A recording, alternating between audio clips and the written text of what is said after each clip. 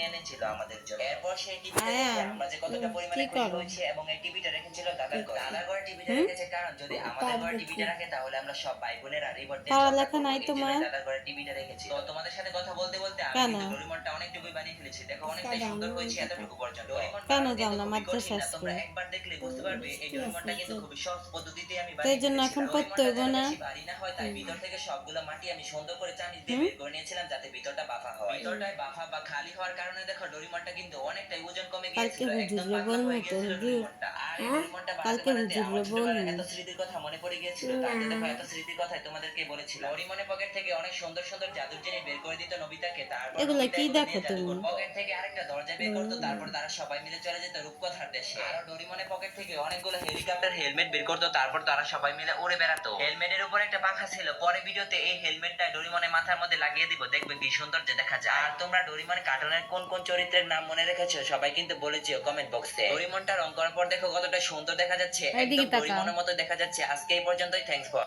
মাত্র এইটুকু সাধারণ মাটি দিয়ে বানিয়েছিলাম